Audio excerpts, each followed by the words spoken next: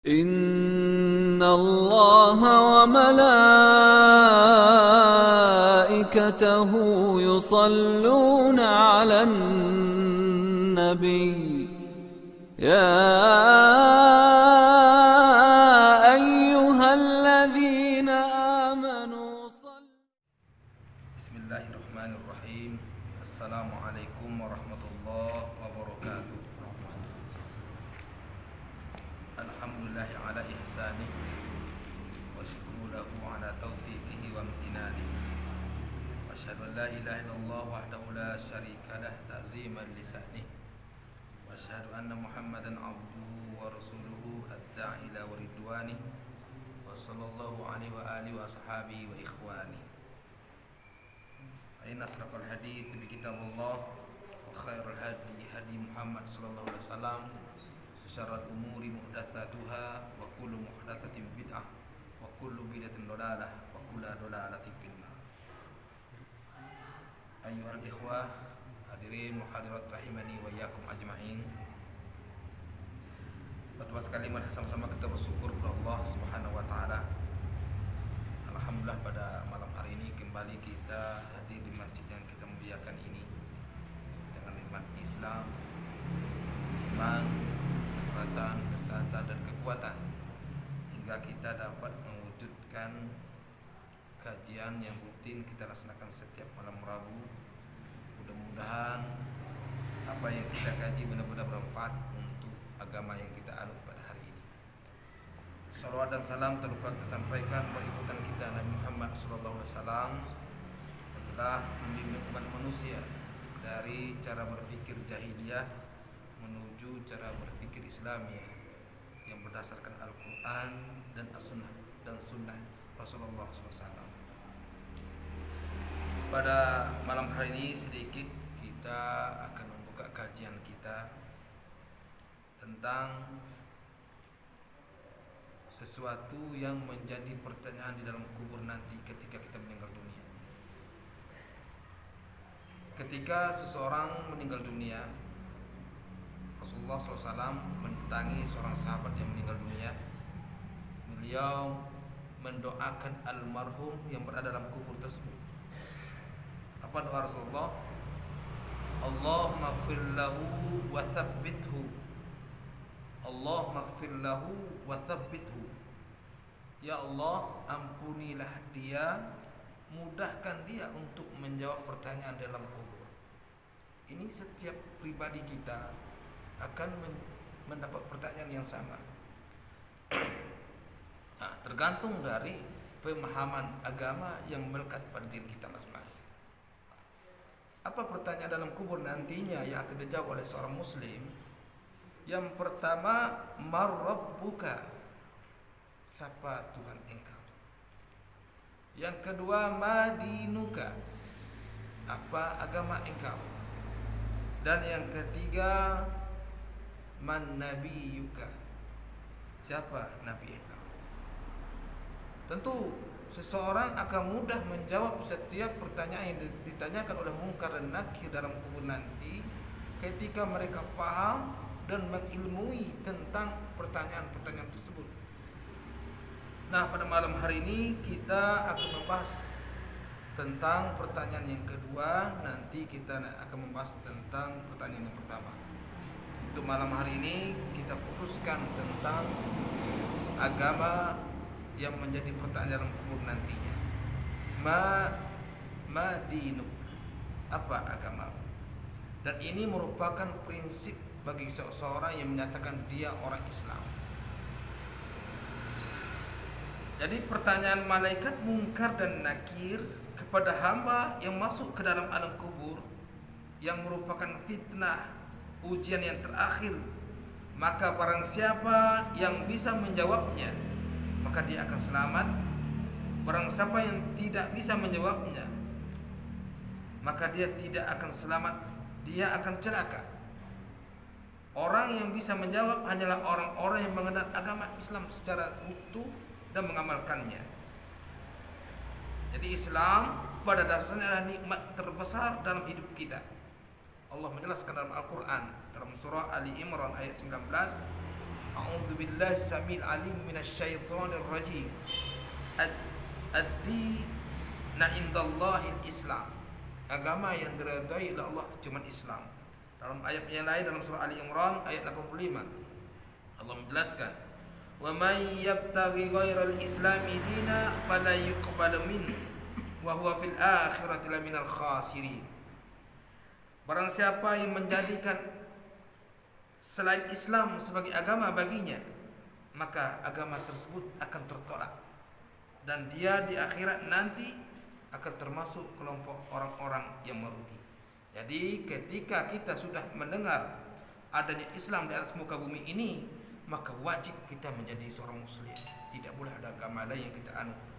Hadis dari Imam Muslim dari Abu Hurairah radhiyallahu anhu, Nabi menyatakan, "Walladzi nafsu Muhammadin biyadihi la yasma'u bi ahadun min hadhil ummah Yahudiyun wala Nasraniyun thumma yamutu wa lam yu'min billadhi ursiltu bihi illa kana min ashabin nar." Demi Allah yang jiwa Muhammad ada di tangannya, tidaklah ada seorang pun dari umat ini yang pernah mendengar tentang aku, kata Rasulullah. Apakah ia seorang Yahudi atau Nasrani, kemudian ia mati sebelum dengan ajaran yang aku bawa ini, maka nanti dia pasti akan masuk neraka. Jadi kita paham Islam adalah nikmat terbesar dalam hidup kita. Ketika kita sudah mendengar Islam tetapi kita tidak masuk dalam agama Islam, maka nanti kita akan termasuk orang-orang yang dianggap non-muslim, baik itu kaum kafir atau orang-orang yang musyrik. Jadi Allah menjadikan Islam sebagai nikmat terbesar bagi kita hari ini. Kita tidak boleh ada kebanggaan lain kecuali kita bangga menjadi orang Islam. Tidak boleh membanggakan suku, bangga bangsa kita, tanah air kita, suku bangsa, bahasa, atau membangga apapun yang sifatnya duniawi. Itulah sangat tercela dalam syariat kita. Dan itu termasuk pada ajaran jahiliyah. Berbangga-bangga dengan suku, dengan bangsa, dengan nasab, dengan keturunan, dengan hal-hal yang sifat duniawi, itu tidak boleh semuanya. Jadi tidak ada boleh kemakan. Tidak ada yang pantas kita banggakan dalam hidup kita kecuali agama Islam yang mulia ini, yang wajib kita bangga dengannya. Membanggakan selain itu termasuk perbuatan jahiliyah. Jadi inilah nikmat terbesar dalam hidup kita, Islam. Dengan Islam hidup terbimbing, dengan Islam menjadi mulia, dengan Islam di akhirat kita semua akan selamat dari azab kubur, selamat dari azab dari hari kebangkitan, dan kita semua akan selamat dari api neraka. Allah telah menegaskan semua orang yang beragama selain Islam, maka mereka itu adalah orang-orang kafir. Jadi ada orang beragama selain agama Islam, mereka kafir. Mereka pasti masuk neraka. Mereka kekal di dalamnya dan mereka itulah seburuk-buruk makhluk. Allah menjelaskan dalam surah Al-Bayyinah ayat 6, "Innal ladzina kafaru min ahlil kitab wal musyrikina fi nari jahannam khalidina fiha ulaika hum syarrul bariyah." Sesungguhnya orang-orang kafir dari kalangan ahlul kitab, yaitu Yahudi dan Nasrani, dan orang-orang yang mensyirikatkan Allah, orang-orang yang menduakan Allah, maka mereka masuk neraka jahanam. Mereka akan kekal di dalamnya dan mereka itulah seburuk-buruk makhluk. Surah Al-Bayyinah ayat 6. Ayuhal ikhwah, saudara-saudara rahimani wa iyyakum ajma'in. Dalam ayat ini Allah menegaskan bahwa semua yang dikatakan non-muslim, baik itu kafir atau orang-orang yang mensyirikatkan Allah, tempat mereka di neraka jahanam. Mereka akan kekal di dalamnya. Mereka adalah seburuk-buruk makhluk. Maka dari itu beruntung kita menjadi orang Islam. Nah, pada kesempatan ini mungkin timbul pertanyaan kita, Islam itu apa? Apakah kita dengan memiliki KTP Islam, tanda pengenalan Islam, kita sudah menjadi orang Islam? Maka perlu kita ketahui ada makna Islam yang secara bahasa, ada makna Islam secara syariat. Makna Islam secara bahasa yaitu aslama yuslimu islaman. Aslama yuslimu islaman, artinya tunduk, patuh atau berserah diri. Nah, ini. Jadi seseorang yang tunduk, yang patuh dan berserah diri kepada Allah, maka dia adalah orang Islam. Maka hari ini ada muncul kata-kata Islam liberal, maka ini sangat bertolak belakang daripada arti Islam secara bahasa. Islam liberal, Islam artinya tunduk, patuh, berserah diri, sedangkan liberal artinya bebas, sangat bertolak belakang. Tidak ada istilah Islam liberal dalam hidup kita sebagai seorang muslim. Kemudian ada makna secara syariat. Syekh Shalih bin Utsaimin dalam syarah beliau menjelaskan ada dua sisi pandang kita memaknai Islam. Yang pertama yang menjadi bahasan kita pada malam hari ini, ada Islam dalam makna yang umum. Yang pertama, Islam dalam makna umum dijelaskan oleh Syekh Shalih bin Utsaimin, wa huwal istislamu lillahi bitauhid wal intiyadu lahu bitta'ah wal bara'atu minasyirk. Islam wal bara'atu minasyirki wa ahlihi.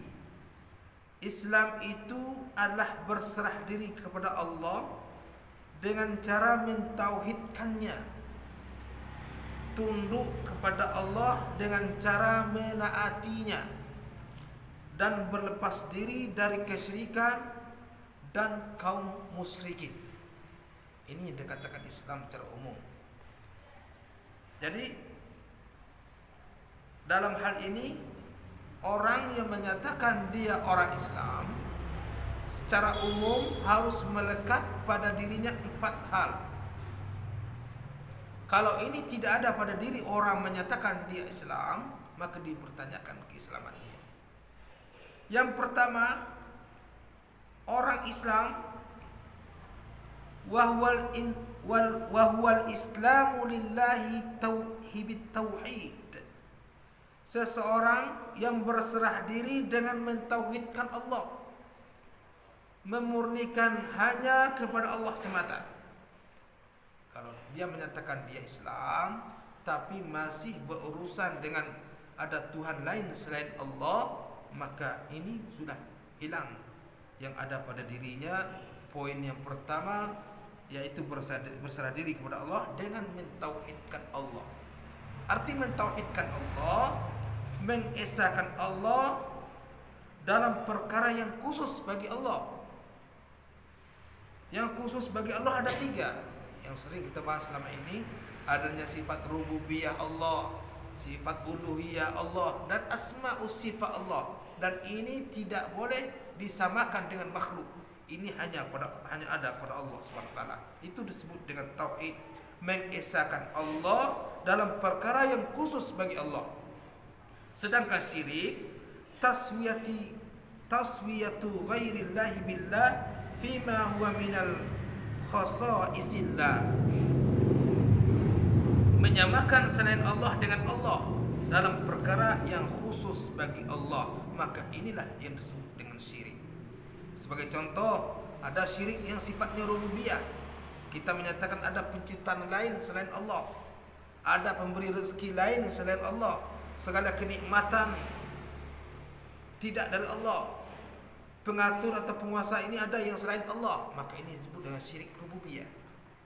Atau kita mempersembahkan salah satu ibadah kepada selain Allah, seperti ada menyembelih kepada selain Allah atau bertawasul kepada selain Allah, maka ini disebut dengan syirik uluhiyah.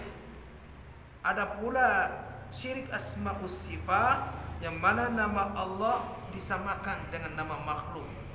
Sepertinya ada agama lain yang menyatakan ada Tuhan Bapa, ada Tuhan Anak, mensifatkan Allah dengan makhluk, atau Allah memiliki anak, atau sebaliknya makhluk disifatkan kepada sifat Allah. Ada makhluk yang tahu perkara gaib, maka ini sudah menyelisih, sudah masuk syirik dalam asmaus sifat. Itu yang pertama. Seseorang yang menyatakan dia orang Islam wajib berserah diri dengan mentauhidkan Allah, memurnikan ibadah hanya kepada Allah. Itu poin pertama. Yang kedua, kalau kita sudah menyatakan kita seorang Islam, hendaklah kita tunduk kepada Allah dengan cara taat kepada Allah. Ini tiang yang kedua. Artinya apa? Ketika kita sudah masuk kepada tahap yang kedua ini, wajib kita menjalankan apa-apa yang diperintahkan oleh Allah dan menjauhi setiap larangan-larangan Allah. Yang banyak terjadi hari ini, banyak orang yang mampu mengerjakan perintah Allah, ketika larangan Allah tidak dihiraukan, maka ini sudah dipertanyakan keislaman dia. Mengerjakan perintah Allah dan wajib menjauhi setiap larangan-larangan Allah. Jika tidak, Islam kita bisa hilang dalam diri kita, atau bisa berkurang, bisa jadi kita menjadi orang yang murtad, orang kafir, atau kita orang yang keluar dari Islam. Allah menjelaskan dalam Al-Quran, dalam surah An-Nisa ayat 65, Fala wa rabbuka la yu'minuna hatta yuhakkimuka fima shajara bainahum thumma la yajidu fi anfusihim harajan mimma qadaita wa yusallimu taslima.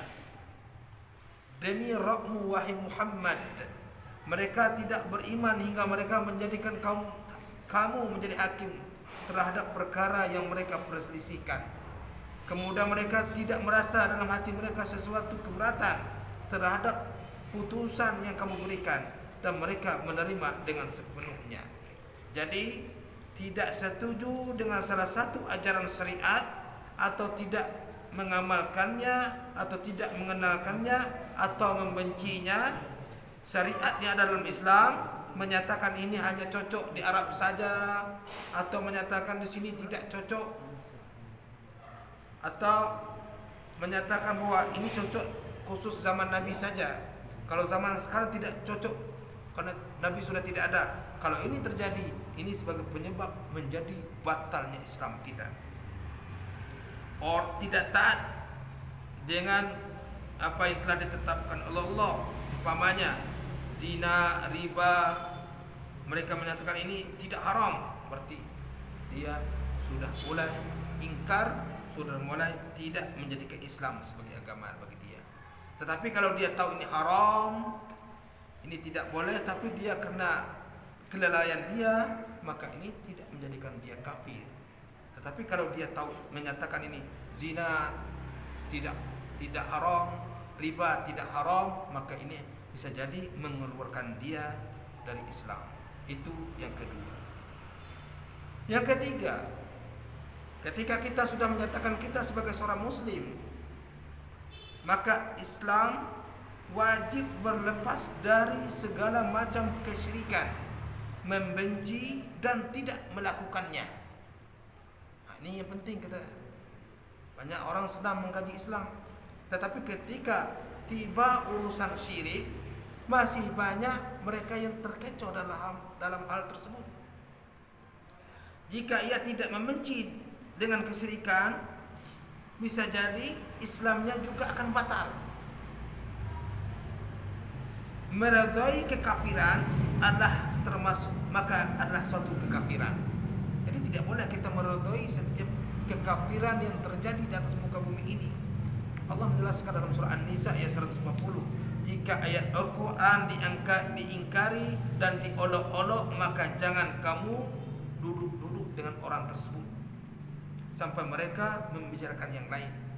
Jadi kalau kita duduk-duduk terhadap orang-orang yang mulai mengingkari Islam, mengingkari ayat-ayat Allah, mulai menceritakan tentang kesyirikan, maka tinggalkan tempat duduk orang tersebut. Kenapa? Bisa jadi nanti kita termasuk orang meredai perbuatan itu. Jadi hadirnya kita menunjukkan kita redha atas perbuatan itu. Padahal kita takut berdosa, maka tinggalkan hal tersebut. Itu yang ketiga. Islam, berani kita menyatakan kita orang Islam, wajib kita melepaskan diri kita dari segala macam kesyirikan yang terjadi di tengah masyarakat. Ayuhal ikhwah, hadirin muhadirat rahimani wa iyyakum ajma'in. Dan yang keempat, makna Islam secara umum adalah berlepas diri dari orang-orang musyrik atau orang-orang kafir. Artinya apa? Kita tidak boleh mencintai, kita tidak boleh mendukung, setia bergabung dengan partai-partai mereka. Kita tidak boleh tinggal di negeri mereka, tidak boleh memberi kepercayaan kepada mereka. Artinya apa? Segala macam yang di dalamnya ada kesyirikan, baik itu syirik ingkar kepada Allah atau orang-orang kafir atau orang-orang yang menduakan Allah, maka tinggalkan mereka. Jangan bergabung dengan mereka. Seperti di negara kita sekarang ini ada berbagai macam partai-partai.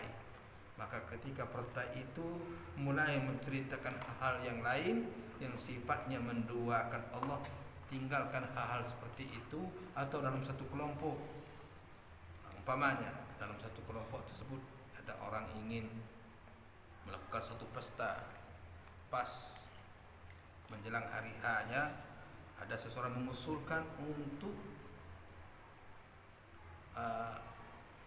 mendatangkan paranormal atau mendatangi paranormal untuk memindahkan hujan umpamanya, maka tinggalkan berhubungan dengan orang tersebut, tinggalkan kegiatan tersebut. Kita sangat benci kalau kita tidak mampu untuk merubahnya. Ini sangat penting. Kalau kita menyatakan kita orang Islam, wajib tunduk dari setiap keislaman yang ada kepada kita. Mudah-mudahan ini sebagai dasar keislaman kita supaya kita lebih jelas tentang Islam kita. Itulah sedikit kajian kita pada malam hari ini. Nanti untuk masa yang akan datang kita akan bahas lebih detail tentang setiap pertanyaan yang dimunculkan di dalam kubur nanti, yang ditanyakan oleh Munkar dan Nakir, sebagaimana doa Nabi Muhammad, Allahumma ighfir lahu wa tsabbithu. Ya Allah, ampunilah dia, mudahkan dia untuk menjawab pertanyaan tersebut. Untuk mudah menjawab pertanyaan tersebut, tentu mesti kita paham dengan apa pertanyaan yang ditanyakan dalam kubur nanti. Marrabbuka, siapa Tuhan engkau?